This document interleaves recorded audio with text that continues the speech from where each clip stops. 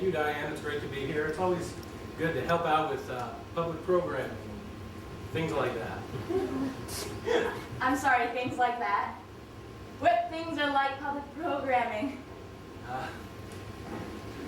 Charity and the homeless and Meals on Wheels. Actually, public television is quite unique. It's an important resource to all of us, from our children to our old, elderly people. Not many people realize that it can't continue without the support of viewers like you.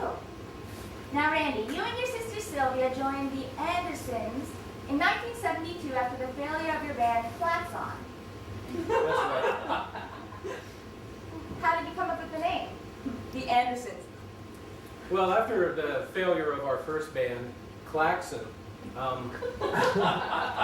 we realized it probably had something to do with its placement in the alphabet. I mean, you open up the band phone book, turn to page 1, you do not see Klaxon. You know, you see ABBA or Air Supply or, you know, the Anders Sisters, things like that, etc. We decided to go with an A name, get a little bit better placement, and plus, it's our last name. As you heard just a moment ago, the Andersons' music was characterized by catchy songwriting and infectious vocals. Now, Randy, I'd like to talk about your sister Sylvia, the heart and voice of the Andersons.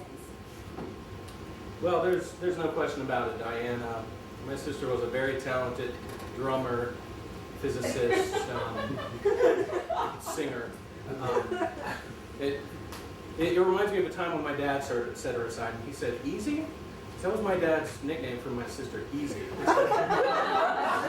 said, "Easy, you know, you may very well be a very talented drummer, physicist, simulator, but you're not going to amount to a lump of shit when you grow up."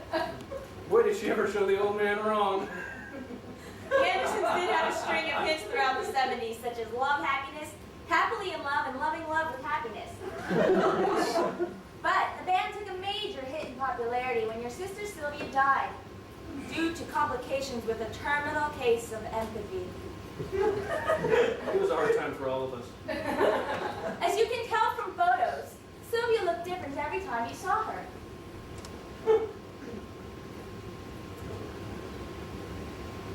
I mean, she looks like a completely different person. Yes, Diane, that was part of her disease. But you know what? Her 1980 death has brought terminal empathy, being the first widely publicized case of its kind. Because of Sylvia, millions of young women now know what a serious disease empathy can be. Yes. We'll be back with more from Randy Anderson after this.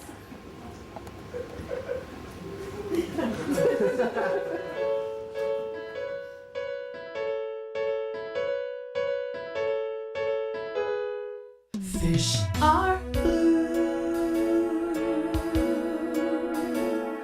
I see them swimming by, and I wonder why you aren't too.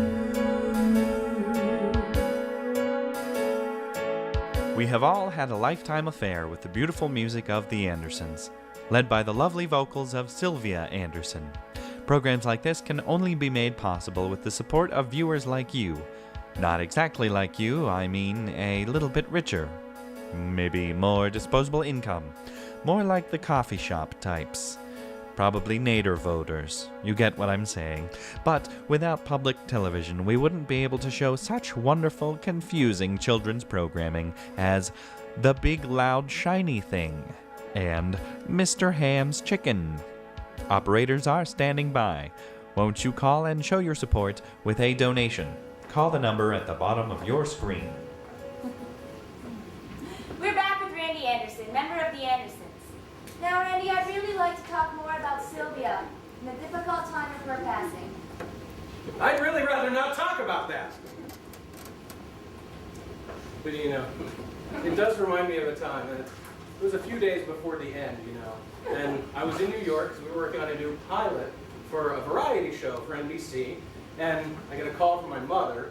She called and she said, "Rand?" Because that's what my mother was calling me, Rand. She said, "Rand, your sister's just collapsed." And I said, well, did you call an ambulance? She said, no, she just collapsed as I was calling you about something else.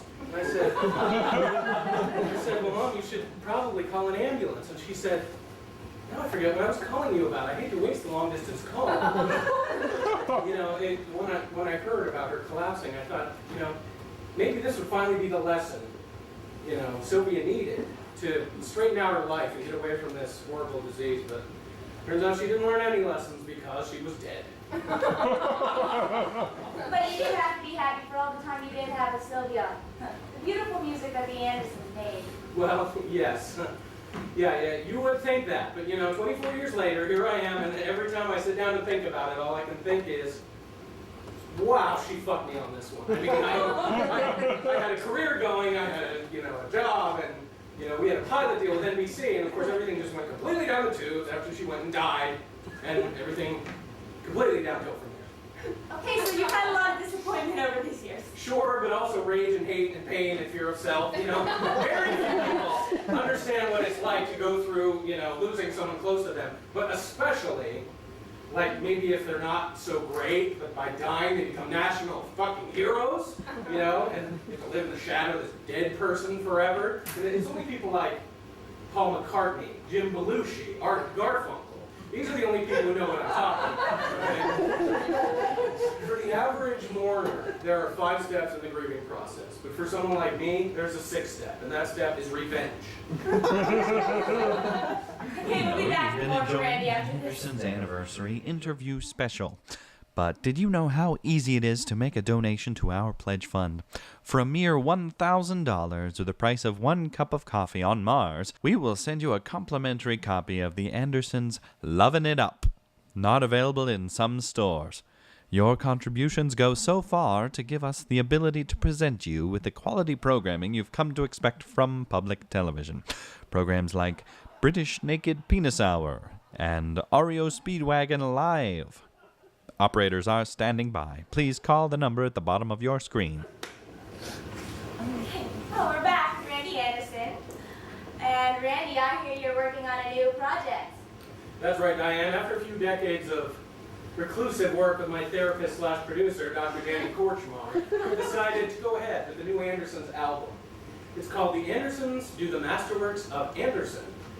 And it's basically a collection of all the Anderson songs that I wrote, being as I did write about 80% of our songs. It's not necessarily all the hits. We got a good collection of songs here. Hey, what made you decide to release this new compilation? Well, you know, I just figured Neil Diamond has enough money, you know. I'm tired of him getting $3 off the top of every one of my albums. Understood. And I heard there's going to be a new song on the album. That's right, I decided it's been enough time. Decided to go back, resurrect Sylvia's voice for some new recordings. Oh, wow, you mean from old demo tapes? Well, we actually did attempt that, but due to a mishap with all our old reel-to-reel recordings, we ended up having to recreate her voice from scratch. And let me tell you, it has been no picnic, okay? Have you ever tried to give an eating disorder to a 4-year-old child? Multiply that by 6 clones, and you have some idea.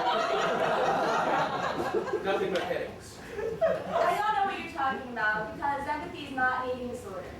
Well, that depends on whom you're empathizing with. Yeah, we ended up going with a new advanced computer algorithm to accurately simulate Sylvia's voice, and we came up with some new songs. I'm really proud of what we got here. Hey, great, here's the Andersons with The Clouds Swept Me Off My Feet.